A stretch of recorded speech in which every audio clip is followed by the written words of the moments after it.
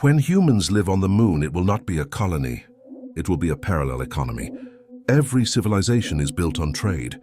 The moon will not survive without Earth, and Earth will not remain the same after the moon is built. In the early phase, Earth will export high-tech machinery, robotics and AI systems, nuclear and fusion components, biological materials and seeds, pharmaceuticals and medical technology, construction materials until lunar manufacturing scales. Earth will become the industrial supplier planet. The moon will export what Earth cannot efficiently produce.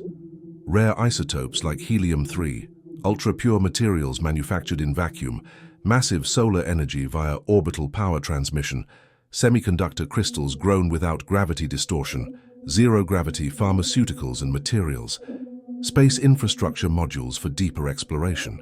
The moon becomes a high-value manufacturing and energy hub. A lunar economy will include construction megaprojects, space tourism, data centers cooled by vacuum, astrophysics and space research hubs, interplanetary shipyards, AI-driven industrial zones, financial markets, and planetary real estate. The moon will create new trillion-dollar industries. Jobs on the moon will include engineers, scientists, AI supervisors, space architects, terraforming researchers, logistics and orbital pilots, economists and planetary governance experts. Robots will do the heavy labor. Humans will design, manage, and innovate.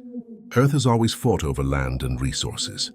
The moon adds a second planetary continent. This shifts humanity from zero-sum conflict to infinite expansion economics. The moon is not an escape. It is an extension of civilization, and the first planetary economy beyond Earth will redefine what wealth means.